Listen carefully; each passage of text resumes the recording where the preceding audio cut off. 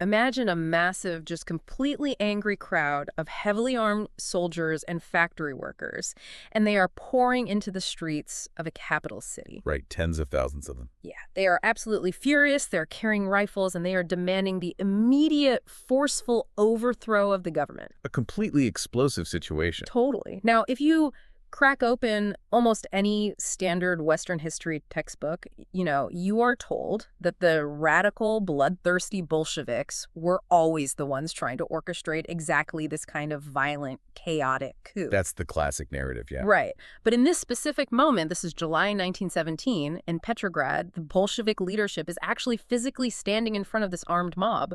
They are risking their own lives, their own popularity, desperately begging the masses to, put their guns away and go home. It is, honestly, one of the most stunning paradoxes of the entire Russian Revolution. I mean, you have the supposedly fanatical conspirators acting as the ultimate voice of restraint. Yeah. They're desperately trying to prevent a premature slaughter. And that image, that incredible contradiction, is exactly why we are here today. So, welcome to this custom-curated deep dive. Glad to be here to unpack it all. For you listening, we need to frame what this actually is, because this is not just your standard, flyover of historical dates. Definitely not. Consider this deep dive to be an epic, maximum-length prologue. We are setting the stage, really building the foundational architecture for a massive historical series you are about to embark on. Right, a series which is going to explore Leon Trotsky's monumental text, The History of the Russian Revolution. And it is a colossal undertaking. So to prepare you for the actual mechanics of what happened, we have pulled together this towering stack of sources. Yeah, the material we're looking at is incredible. We've got excerpts from Trotsky's own theoretical writings, of course. Which are dense, but so important. Exactly. But we are pairing that with these groundbreaking post-Cold War archival studies. Historians like Alexander Rabinowitch and Vadim Rogovin. The guys who actually got their hands on the unredacted Soviet files. Exactly. And crucially, we are bringing in historiographical critiques. Which, is really just a fancy academic way of saying we are examining the histories of the histories. Right. We are going to put modern academic historians, guys like Robert Service and Sean McMeekin, under a microscope. Now, before we really tear into this, I do need to drop a quick but very real disclaimer for you. Oh, yeah. Very necessary here. Look, we are dealing with some of the most explosive, highly charged political content of the last century today. I mean, we've got the perspectives of Soviet bureaucrats on one side, right-wing Cold War academics on the other, and actual, street-level revolutionaries right in the middle. It's a minefield of bias. It really is. Right. So just to be absolutely clear to you listening, we, as your hosts, are absolutely not picking sides today. We are not endorsing any of these political viewpoints. No, not at all. Our job is strictly to act as the messengers. We're just cracking open the archives to impartially report on what these people actually argued, how they operated, and, honestly, what the original source material reveals about their mechanics. Right. Our mission is analysis, not advocacy. We just want to give you the keys to understand the debate so you can really navigate the series ahead. Because the waters of 1917, they have been deliberately muddied for decades. Oh, absolutely. We are going to dismantle a century's worth of myths, clearing away the fog generated by both the Stalinist bureaucracy and Western academia.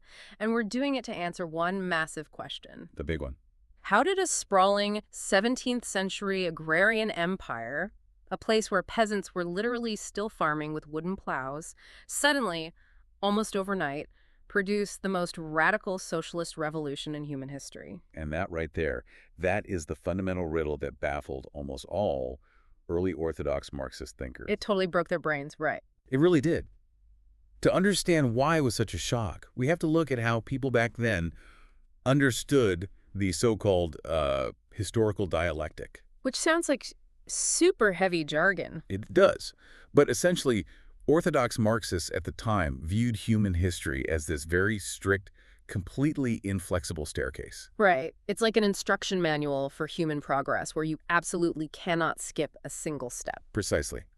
The dominant theory was that a society had to move from feudalism, so, kings and peasants, right, up to a bourgeois capitalist revolution, which basically meant establishing a parliamentary democracy and building up a massive industrial base. Okay, so you build the factories, you get a parliament. Exactly. And then you were supposed to have a long, long period of capitalist development.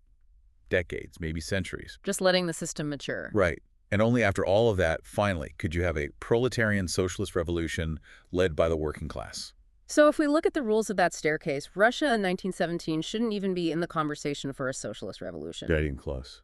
By all the orthodox rules, they were stuck on step one. They were just barely dragging themselves out of absolute feudal autocracy under the Tsar. They were supposed to be decades away from the top of the stairs. And that is exactly where Leon Trotsky introduces a framework that completely shatters that whole staircase model. The game changer. Yeah. It is arguably his most significant theoretical contribution, honestly. And he called it the law of combined and uneven development. Okay, so break that down for us, because it's a big title. How does that law actually function in reality? Well, Trotsky argued that the historical dialectic just doesn't care about our neat, pedantic little categories. History doesn't read the manual. Exactly.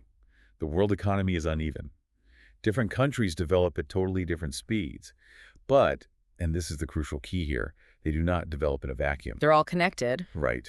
A backward country like Russia is under immense external pressure from the global capitalist market and, the military threat of advanced nations like Britain or Germany. So they are essentially forced to compete with heavyweights while they are still realistically in the featherweight division. That's a great way to put it. And because of that intense pressure, the backward country doesn't have the luxury of slowly reinventing the wheel. But they can't just take their time on the staircase. No, they are forced to make rapid leaps. They import the absolute latest, most advanced technology, the biggest factory models available, and they violently graft them onto their own primitive, backward base. They adapt the latest achievements to their backwardness. Exactly. Okay, here is an analogy that I think really visualizes this friction for you listening.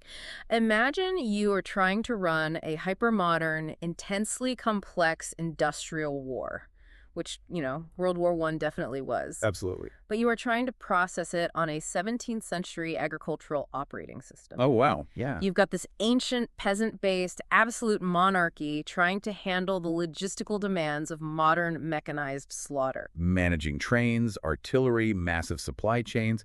Right. And when you run software that is that advanced on hardware that is that old, the system doesn't just slow down. It completely crashes at the weakest link. That is a perfect way to conceptualize the hardware clash, honestly. And the sources we have, they provide stunning data to back up what this actually looked like on the ground. Let's hear the data, because this blew my mind. Right.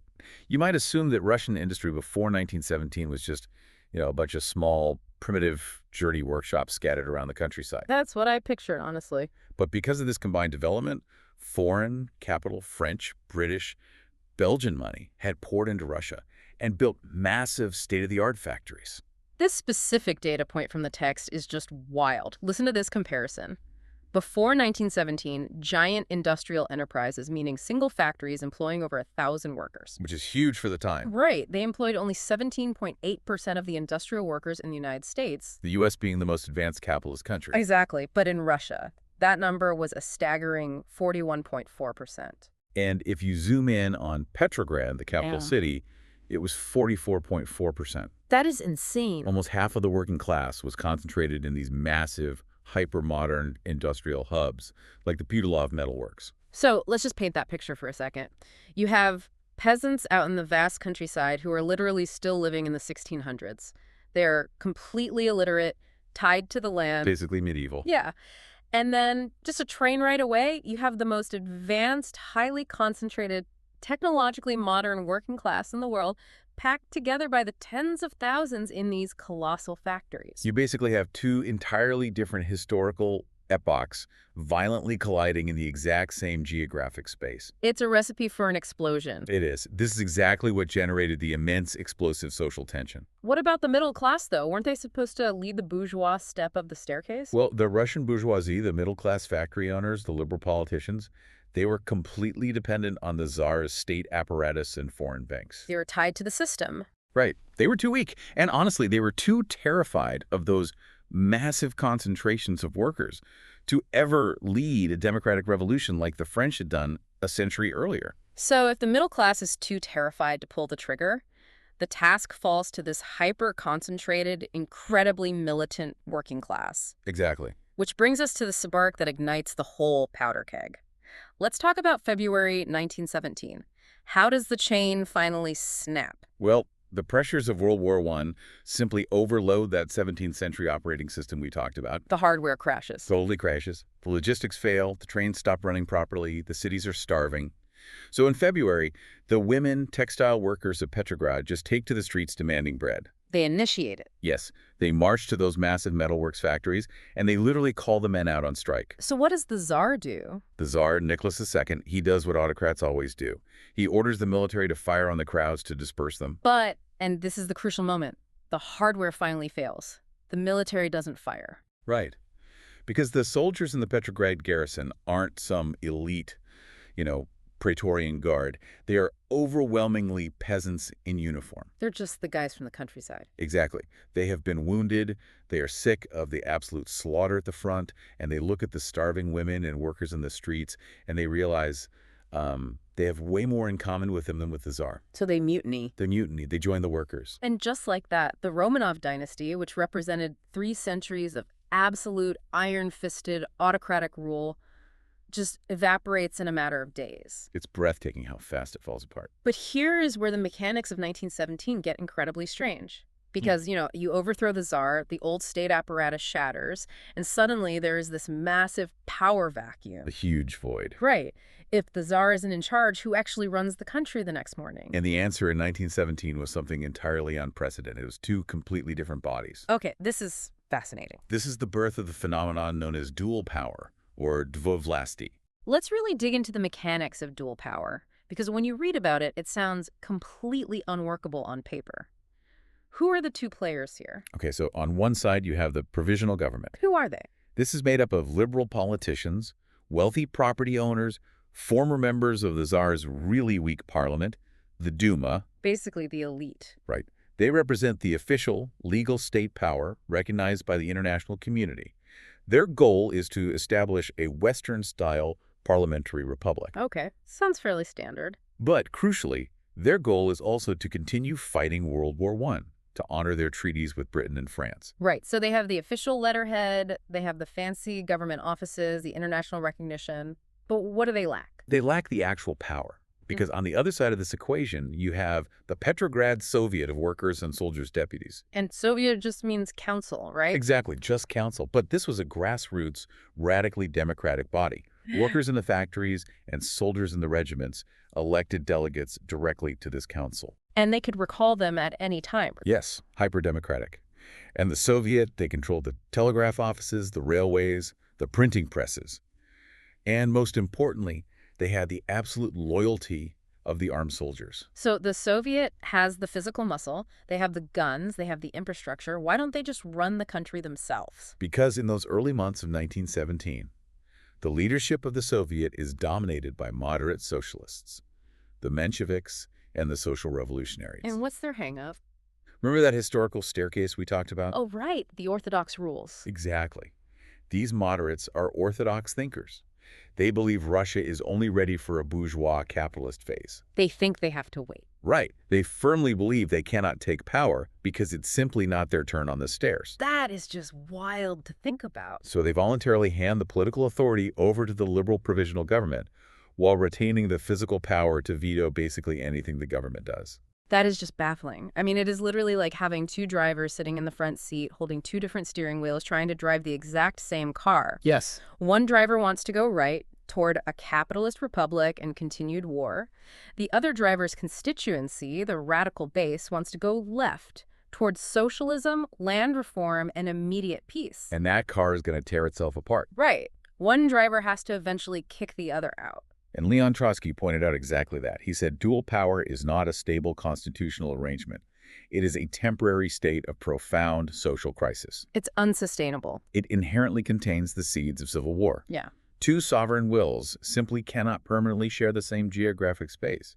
I mean, the provisional government gave orders, but nothing actually happened unless the Soviet countersigned them. Which perfectly sets the stage for a massive internal collision. And the person who recognized the absurdity of this setup most clearly was Vladimir Lenin. Absolutely. So let's look at April 1917. Lenin has been trapped in exile in Switzerland while the revolution actually kicks off. Right, he misses February entirely. He manages to cross Europe, famously, in a sealed train car provided by the Germans, who, just wanted to inject chaos into Russia. A brilliant, if cynical, move by Germany. Totally. Yeah. So he arrives at the Finland station in Petrograd, and he drops an absolute political earthquake on his own party. He delivers the April thesis. Break down the shockwave of this moment, because the sources show that the Bolshevik Party on the ground was completely blindsided by what Lenin demanded.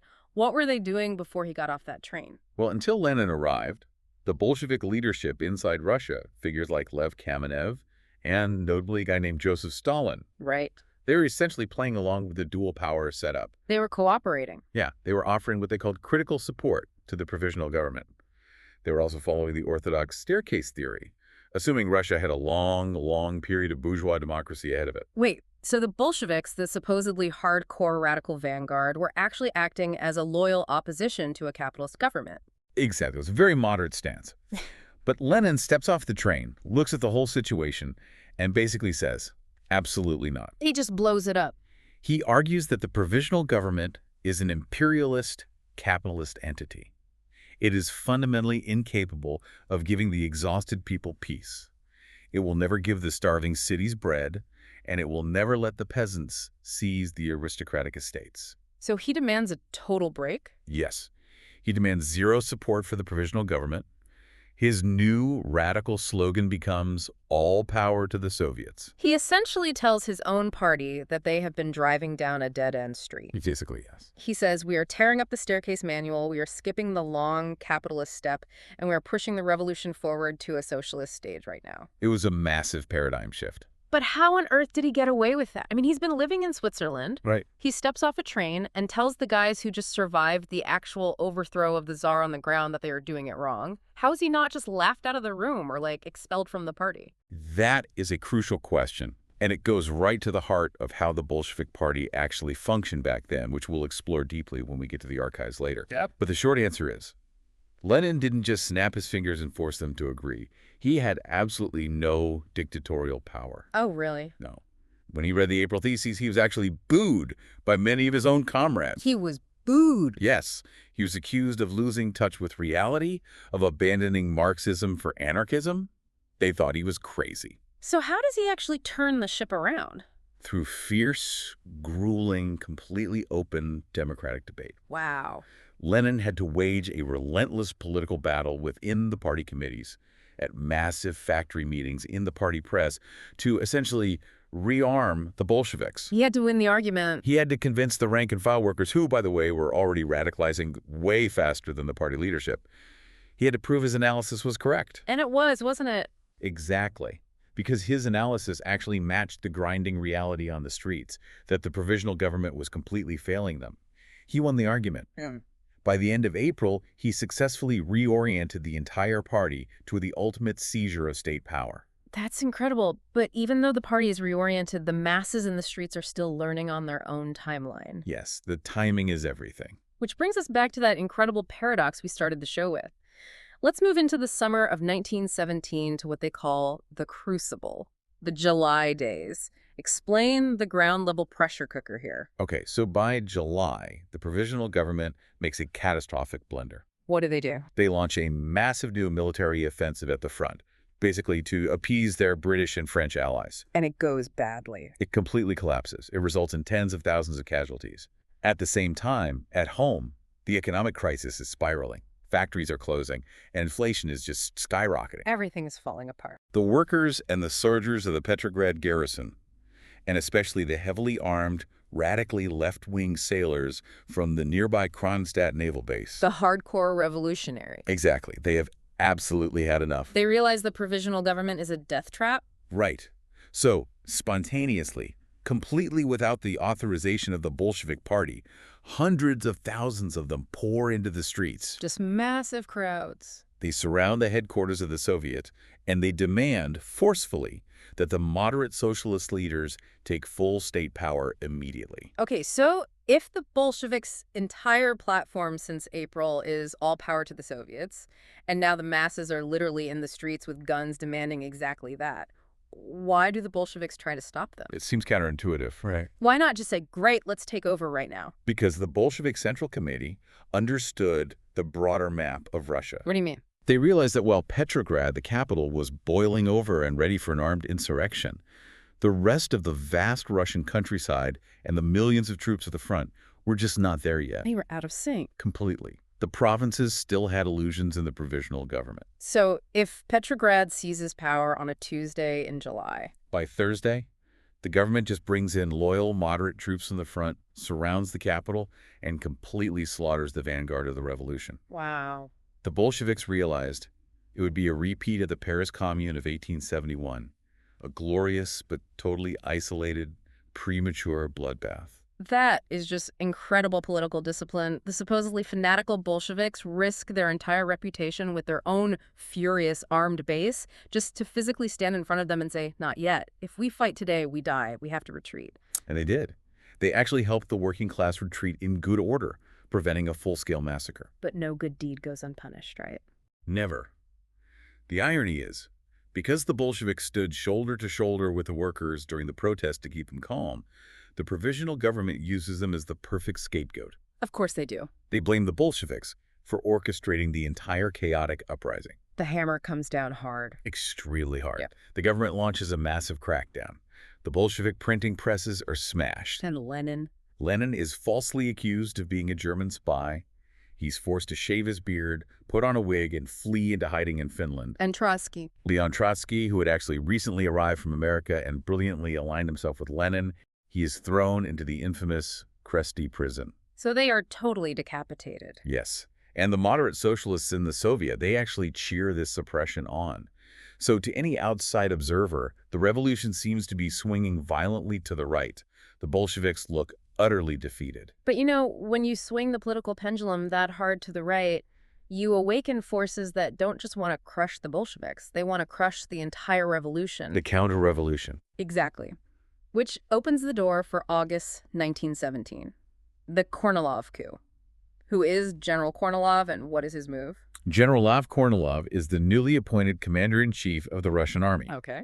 And with the left wing seemingly suppressed after July, all the conservative forces, the factory owners, the bankers, the remnants of the old aristocracy, and the allied military attachés. They smell blood. They see their golden opportunity to finally restore order. Yeah.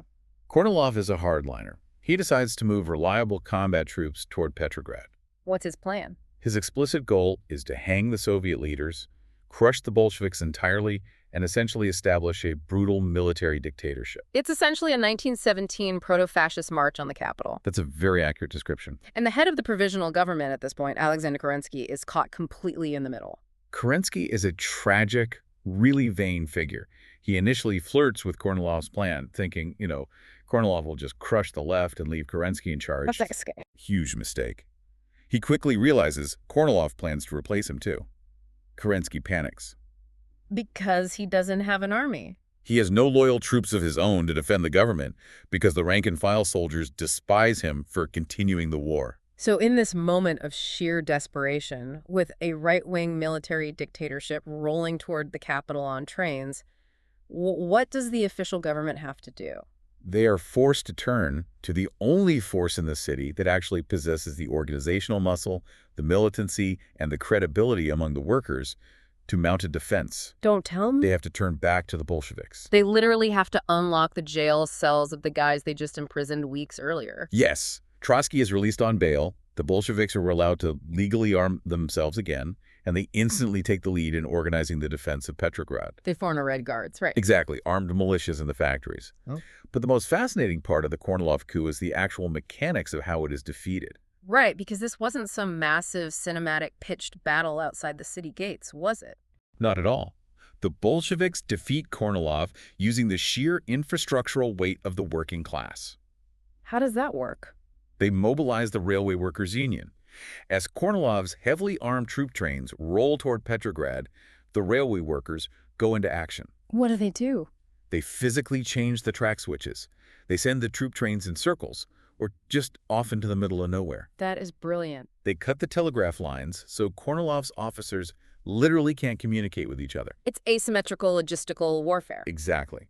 And then Once the trains are stranded in the forests, Bolshevik agitators, just regular workers and soldiers, they hike out to the tracks and start talking to Kornilov's troops. Wait, what do they say? How do you talk a combat regiment out of a coup? They say, "Brothers, where are you going? Your officers told you there was a riot in the capital, but there isn't. Your general is using you to crush the revolution, to take away the land the peasants just won." And the soldiers listen. Because the soldiers are just peasants in uniform, yes, they listen. Kornilov's army simply melts away. The soldiers actually arrest their own officers. The entire terrifying military coup collapses without a major battle ever taking place. And the political fallout from this is absolutely seismic. I mean, the Bolsheviks aren't just cleared of the slanders from July. Their prestige absolutely skyrockets. Because the masses are learning from experience. They saw who actually fought. They saw clearly that when the ultimate threat arrived, the liberal provisional government panicked, the moderate socialists wavered, and only the Bolsheviks were the capable, uncompromising defenders of the revolution. The Kornilov coup radically accelerates the grassroots shift to the left. It's the turning point. Following this, the Bolsheviks finally, through real democratic elections in the factories and garrisons, they win majorities in the Petrograd and Moscow Soviets. Yes. So when Lenin says all power to the Soviets, it now effectively means all power to the Bolsheviks. Exactly. Which perfectly sets the stage for the climax, the October conquest. And this is where we really have to roll up our sleeves and dive into the archival truth, because October is where the most persistent, deeply ingrained historical myths live. Let's lay out the standard narrative first for anyone listening. If you went to high school in the West during or after the Cold War, you were taught what we can call the minority coup myth. Right. The story basically goes that the October Revolution wasn't a revolution at all. It was a secret midnight heist. A hijacking. Yeah, a tiny, illegitimate cabal of fanatical, robotic conspirators who were blindly obeying Lenin's every dictatorial command, sneaking around in the dark to hijack the state machinery against the democratic will of the Russian people. It's a very compelling, very cinematic narrative. It fits perfectly into a James Bond villain aesthetic. It does. The only problem is, when you actually open the archives, it is demonstrably entirely false. And this brings us to the incredible work of historian Alexander Rabinowitch. This is where our source material gets really, really fascinating. Tell us about Rabinowitch and what he actually did. Alexander Rabinowitch is an American historian who spent decades rigorously digging into the mechanics of 1917.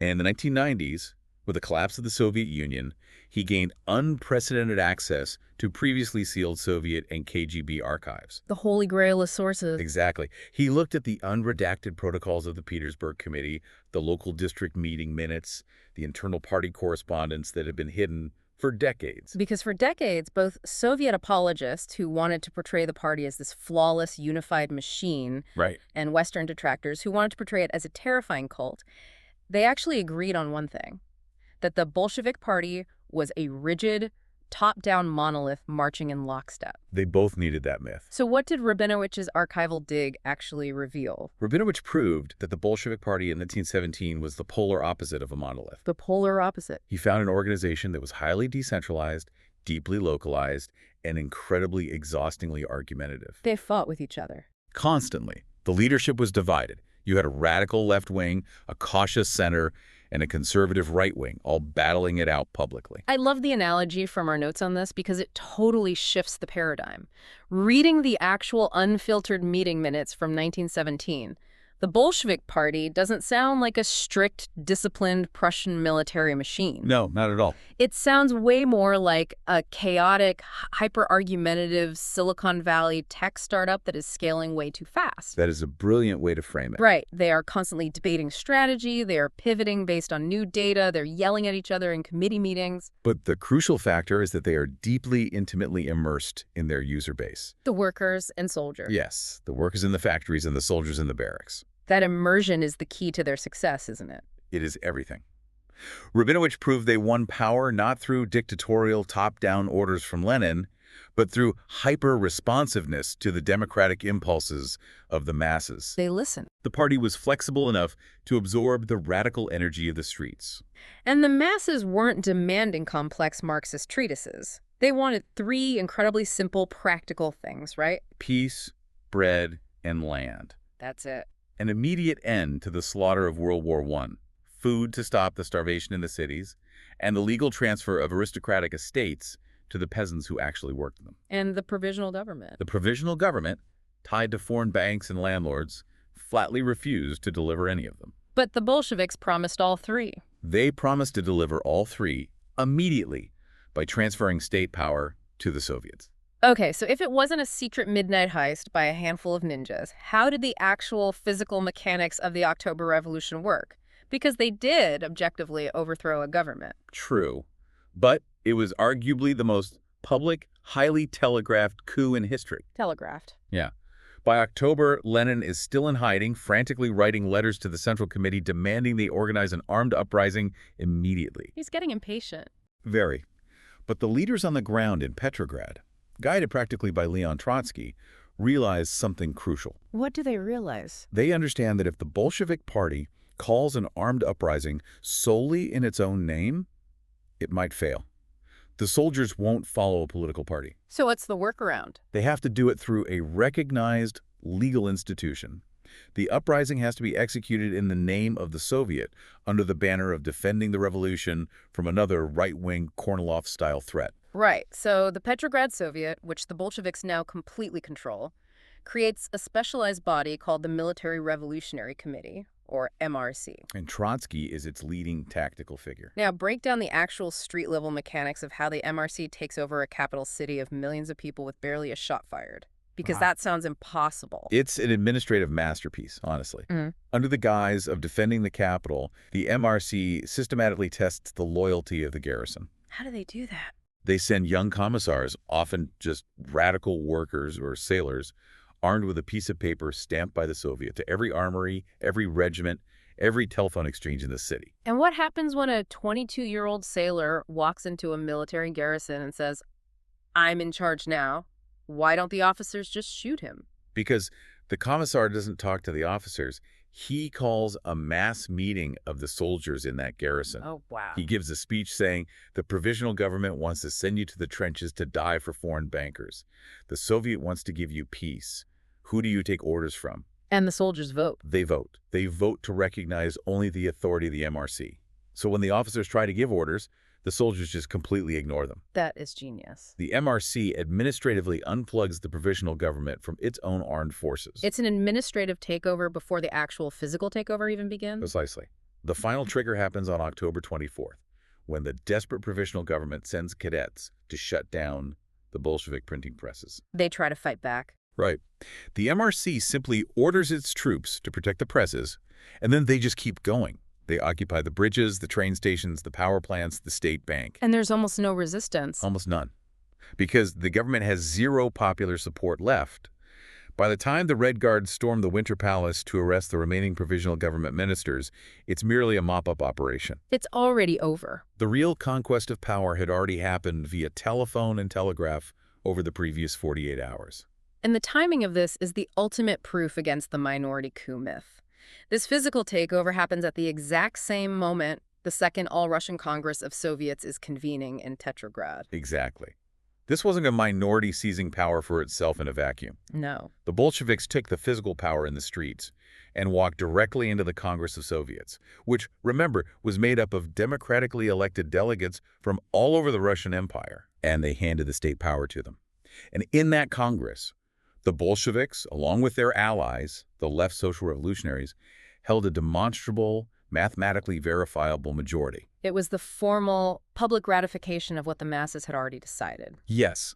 Rabinowicz's archival work absolutely proves that October was the culmination of a deeply democratic mass movement, not a dictatorial conspiracy. Okay, so this brings us to a massive pivot. The tragic part. Yeah. If the Bolshevik Party of 1917 was actually this chaotic, argumentative, hyper-democratic organization that rode a massive wave of genuine popular support, how on earth did the narrative of a monolithic dictatorial cult take hold? It's the big question. How do we get from the vibrant debates of 1917 to the suffocating, deadly terror of Joseph Stalin? To understand that tragic arc, we have to look at what the sources call the Stalin School of Falsification. We have to move into the 1920s. Set the scene for us. What is the material condition of Russia after they take power? It is catastrophic. Really bad. Unimaginably bad. The revolution survived a brutal, multi-front civil war against counter-revolutionary armies backed by Western powers. but the cost was it was immense. The whole country was destroyed? The Russian economy is completely devastated. Millions are dead from war, famine, and typhus. Crucially, the socialist revolutions in advanced Europe, particularly in Germany, which the Bolsheviks believed were absolutely essential to their own survival, they have failed. Because remember the law of combined development. Russia doesn't have the wealth or the industry to build a socialist society on its own. They needed the German hardware. Exactly. They needed the advanced European proletariat to win. So they're left completely isolated, starving, and exhausted. The worst case scenario. And on top of that, the most dedicated class-conscious workers who led the revolution in 1917, they were the first to volunteer for the Red Army, and a huge percentage of them died in the Civil War. So the radical base is physically depleted? Depleted. And then Vladimir Lenin suffers a series of strokes and dies in 1924. So in this environment of sheer exhaustion and isolation, you get the rise of the bureaucracy. Right. A conservative bureaucratic layer begins to solidify within the state and the party apparatus. Who are these people? These are administrators, officials, people who want stability, order, and most importantly, privileges in a society defined by extreme scarcity. They just want to enjoy the spoils. They are tired of the turmoil of international revolution, and Joseph Stalin emerges as the perfect, ruthless figurehead for this bureaucratic caste. But standing squarely in their way is Leon Trotsky. The biggest obstacle. He is the co-leader of the October Revolution, the creator of the Red Army, and the most prominent advocate for continuing Lenin's democratic and internationalist policies. Trotsky is the living embodiment of 1917. So he's a huge problem for them. A massive problem. The ruling triumvirate that takes power after Lenin's decline, Stalin, Zinoviev, and Kamenev, realize they have to politically isolate and destroy Trotsky. But how do you do that? The man's record is unimpeachable. He's the hero of the Civil War. You can't just say he's a bad guy. No, you can't attack him on his current practicable policies because they are way too popular with the remaining genuine Marxists. So what's the strategy? So, as historian Vadim Rogovin's research meticulously details, the triumvirate had to invent a fake, overarching ideological menace. They had to create a bogeyman. They invented Trotskyism. Yes, they systematically dug through decades of pre-1917 polemics. Just going through the archives looking for dirt. You have to remember, Lenin and Trotsky had fierce, sometimes bitter theoretical debates in the years before 1917, before Trotsky officially joined the Bolsheviks. Right. The Stalinist fashion took those old, entirely resolved arguments, stripped them completely of their historical context, and forged them into a weapon. It's so cynical. They suddenly claimed that Trotskyism was a distinct, hostile, anti-Leninist philosophy that systematically underestimated the peasantry and was secretly counter-revolutionary. Let me bring in an analogy here to really clarify the sheer political underhandedness of this tactic for you listening. Please do. Imagine a modern political scenario. You have a politician today who acts as a whistleblower, exposing massive, undeniable corruption within their own party's current administration. Okay. But instead of addressing the actual corruption, the party leadership responds by digging up a 20-year-old voting record from when that whistleblower was in a totally different era, under a different administration. Right. They use that ancient history to pretend this person has always been a secret, lifelong enemy of the party's core values. It is a complete, deliberate deflection to avoid debating the current reality. That is a flawless parallel for how the Stalin school of falsification operated. They used this newly invented heresy of Trotskyism to demand absolute party loyalty and silence any dissent against the bureaucracy's growing privileges. As Trotsky himself noted, Stalin had to adapt Bolshevism to the parasitic needs of the bureaucracy, and he could only achieve that by cutting out its revolutionary soul. Exactly. The big lie regarding Trotsky became the foundational cement of the Stalinist regime. And it didn't stop at theoretical distortion, did it? No. It escalated into physical erasure. Literal erasure. Trotsky and his supporters in the left opposition were expelled from the party, they were exiled, and then the falsification became utterly totalitarian. The bureaucracy literally airbrushed Trotsky out of historical photographs of the revolution. Which is just, it's completely wild to think about. They rewrote the history books to insert Stalin into the center of the October uprising, where he actually played only a very marginal background role. Which ultimately culminates in the absolute horror of the 1930s, the Great Terror and the Moscow trials. Precisely. The bureaucracy realized that as long as the original generation of revolutionaries remained alive, To people who knew the truth. right, the people who actually remembered the vibrant democratic culture of 1917, the people who knew the truth about Trotsky's role, the bureaucratic regime was fundamentally illegitimate. So what did Stalin do? So Stalin launched a bloodbath. He didn't just arrest people, he physically exterminated almost the entire surviving Bolshevik Central Committee of 1917. He murdered the Party of October. He really did. Which proves a massive crucial point for this entire historical arc. If you listen to conservative historians today, they often argue that Stalinism was the logical, inevitable outcome of Lenin's Bolshevism, a straight line from 1917 to the Gulag. That's the popular narrative. Yeah. But the archives and the reality of the Great Terror prove the exact opposite. There is no straight line. Stalinism was not the continuation of Bolshevism. It was separated by a river of blood. It was a violent, counter-revolutionary betrayal of the 1917 project. It was a reversal. The bureaucracy had to physically murder the revolution in order to secure its own power, all while cynically wearing the stolen garments of Marxist terminology. Which brings us to the final massive pillar of our deep dive today. You would rationally think that with the Soviet Union finally collapsing in 1991 and all these secret archives bursting open to historians like Rabinowitz, that the objective truth would just, universally triumph. You would hope so. The fog would lift. But the sources we are looking at show that the falsification just mutated and took on a new form.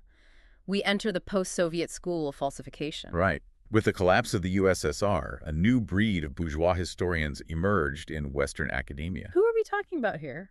Prominent figures like Robert Service, Richard Pipes, and Sean McMeekin. And our sources dedicate a massive amount of ink to critiquing their work. Why do these modern historians, who have access to the truth, continue to perpetuate the old myths? Because they actually share a vested ideological interest with the old Stalinist bureaucrats, just from a totally different angle. How so? The Stalinists lied because they needed to prove they were the legitimate, flawless heirs of a monolithic October. Right. The modern conservative historians lie because they want to portray October as a doomed, illegitimate, violently criminal coup orchestrated by psychopaths. Because if 1917 was just a criminal conspiracy, if it had absolutely no popular support, then it invalidates the entire concept of socialist revolution. Yeah. It allows them to insist to modern readers that there is simply no alternative to the current system of global capitalism. It's ideological warfare disguised as history. Wow. So they resurrect the old slanders from 1917. Let's look closely at the German gold hoax, which historian Sean McMeekin has aggressively tried to revive in recent years. Oh, this is fascinating. This goes all the way back to the July days, right? Yes. This is the exact rumor that the provisional government used to force Lenin into hiding. The idea that Lenin was just a highly paid agent of the German Kaiser sent with a suitcase full of gold to sabotage the Russian war effort. Right. And McMeekin publishes books suggesting that the Bolsheviks were heavily financed by this German gold, implying the entire revolution was essentially a successful German intelligence operation. And what's his proof? To prove this, he points to a series of intercepted telegrams from 1917 between Bolsheviks in Scandinavia and Petrograd. But the sources we are analyzing point out a completely glaring, almost unbelievable omission in McMeekin's scholarship. Walk us through how he gets debunked here. It is a massive failure of academic integrity. McMeekin completely ignores the definitive peer-reviewed work on this exact topic, which was published back in 1995 by a historian named Semyon Leandros. Never mentions him. Completely ignores him. Leandros didn't just read summaries, he meticulously analyzed those exact 66 intercepted telegrams that supposedly prove the German funding. And what did Leandros actually find in those telegrams when he broke them down? He proved conclusively that the telegrams had absolutely nothing to do with espionage or German government funding. Nothing. At all. Nothing. They related to a legitimate, completely transparent commercial import business run by a Bolshevik sympathizer. Leandros tracked the money, the invoices, the goods. He proved mathematically that absolutely no German state money went to the Bolsheviks through that channel. That's incredible. The entire premise was a fabrication by the Tsarist counterintelligence service, which the provisional government then used for propaganda. So a modern, highly credentialed historian publishes a book trying to sell the Lenin as a foreign agent narrative, and to do it, He simply ignores the definitive, mathematically proven archival research that completely debunks his premise. It's historical malpractice. That is wild. And it gets even worse when you look at Robert Service's biography of Stalin.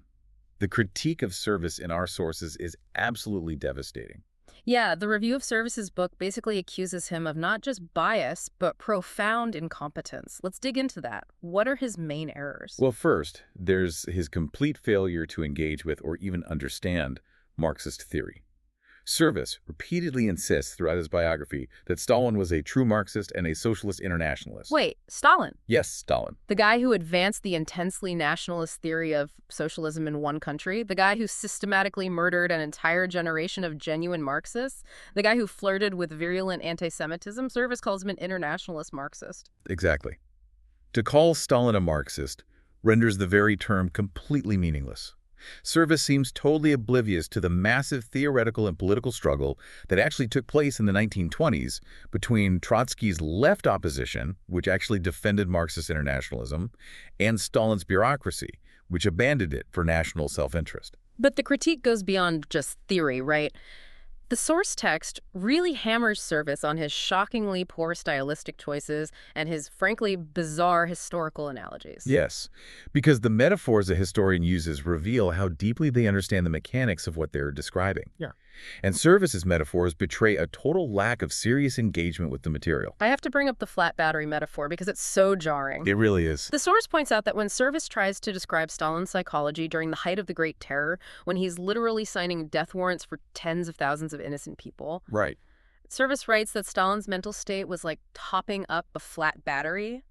Or he says that state terrorism was installed in Russia like mental furniture. It is absurd. It reduces one of the most horrific, complex political purges in human history to the level of a bad car mechanic or interior decorating metaphor. It's almost offensive. It shows a profound inability or unwillingness to grapple with the actual massive social and political class forces that drove the Stalinist degeneration. He completely ignores the work of serious historians like Vadim Rogovin, who detailed the very real, vibrant political alternative that existed in the left opposition. So when we step back and look at the whole picture, what we have is basically an unholy alliance of falsification. Yeah. The Stalinists lied and murdered to protect their bureaucratic privileges and hide their betrayal.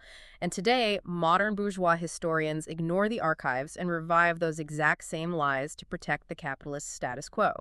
Both factions desperately need the myth of the monolithic, dictatorial Bolshevik party to serve their current political agendas. Which is exactly why the archival work of historians like Rabinowitz and the rigorous theoretical defense mounted by Trotsky himself are so absolutely vital. They act as the ultimate antidote to both schools of falsification. Okay, we have covered an immense, continent-spanning amount of ground today. Let's pull all of this together before we wrap up. Absolutely. We started by establishing the overarching engine of the whole narrative, the law of combined and uneven development. Right. That is the framework that explains why the spark of socialist revolution ignited not in London or Berlin, but in backward, peasant-dominated Russia, where 20th century factories collided with 17th century agriculture. And then we traced the incredibly chaotic, entirely non-linear trajectory of 1917. We went from the sudden snap of the February Revolution through the incredibly unstable two-steering wheel tension of dual power. We saw Lenin's vital democratic battle to rearm the party in April. The shocking restraint of the Bolsheviks during the July days. And the brilliant, asymmetrical logistical defeat of the Kornilov military coup in August. And we arrived at the unvarnished truth of the archives. We shattered the minority coup myth. Completely. The Bolsheviks in 1917 were a deeply democratic, decentralized, and hyper-responsive mass party. They won the verifiable support of the majority of the working class, and they used that mandate to publicly, administratively transfer state power to the Soviets in October. And finally, we explored the tragedy of how that vibrant democratic reality was buried. First, smothered by the blood and lies of the Stalinist bureaucracy, who literally invented Trotskyism to secure their own conservative rule. And later, buried again by modern academic historians who are heavily invested in proving that any alternative to our current capitalist system is inherently criminal. So you now have the architectural blueprints, you have the historical framework, you understand the mechanics of the streets, and you know exactly where the historiographical traps and falsifications lie. You are fully equipped to begin the massive deep dive into Trotsky's actual history of the Russian Revolution in the series to come.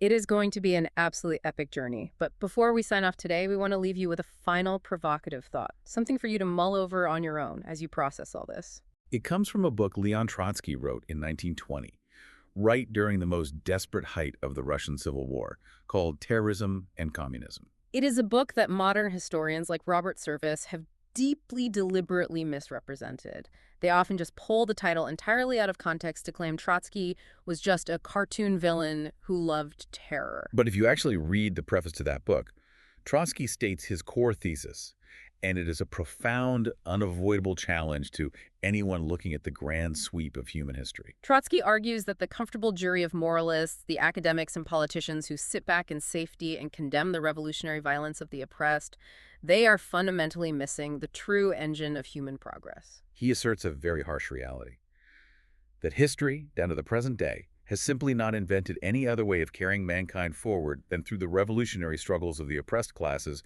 violently clashing against the conservative, entrenched violence of outworn ruling classes. It forces you, as a modern listener, to ask a very uncomfortable question. How does real structural change actually happen? Right. Is monumental progress ever truly granted peacefully from above by those who hold power? Or is it always ultimately fought for and forced from below? So as you move forward into this massive historical series, keep that question in mind. Remember that the historical X-ray machine is often broken on purpose. The waters of 1917 have been deliberately muddied by people who have a vested interest in what you believe about the past. But if you know how to look, if you rely on the archives, the data, and the actual mechanics of mass movements, the mud starts to settle, and the true engine of history reveals itself. Thanks for joining us on this deep dive.